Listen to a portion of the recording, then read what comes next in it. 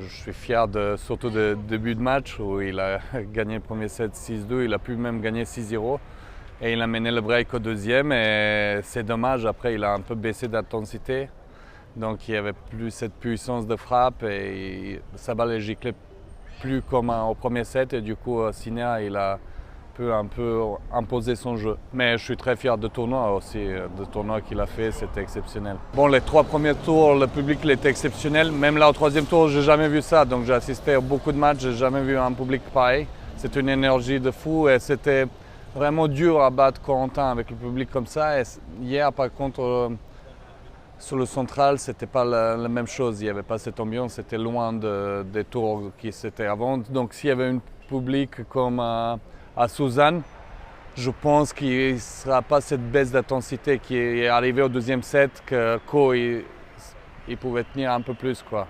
Ça manquait de folie parce il manquait de folie. Ils l'ont soutenu, mais bon, ils l'ont soutenu Sinner même plus peut-être. On a vu le premier tour contre Jarry, contre 16e mondial, qui a fait en plus la finale à Rome. On s'est dit, bon, c'est un match super dur, mais on savait aussi, j'ai vu le tableau après Jarry, que ça peut aller loin si ça passe. Et heureusement, oui, ça passait avec Jarry, et aussi grâce au public qui était exceptionnel. Il va prendre une semaine de repos parce que comme on a enchaîné énormément de tournois, et après on va faire 2 tournois sur l'herbe avant Wimbledon, et après il retourne sur terre battue. Mais cette année, il a joué que sur terre à cause des Jeux Olympiques. C'était un rêve. Et déjà, quand il s'est blessé il y a 1 an et demi, il a déjà pensé aux JO. Il dit il était vert qu'il va rater les Jeux Olympiques.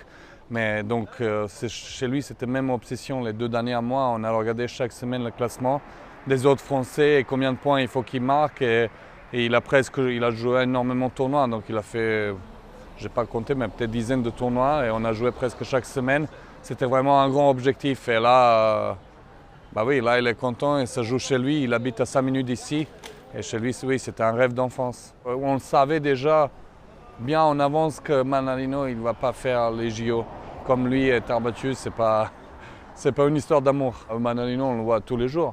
On s'entraîne, on est à CNU ou on est en tournoi. Donc, oui. Je lui ai dit, c'est bon, ce sera pour toi si tu te qualifies. Oui, si tu te qualifies. Mais bon, il y avait Mpetshi qui a envoyé Lyon. Du coup, il a dépassé presque de 100 points. Avant Roland, il y avait Muller qui a commencé très bien à jouer au dernier moment. Et il y avait Rinderknecht.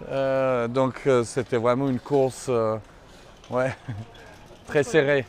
Tout est possible, ça joue en plus en 3-7, c'est pas en 5-7.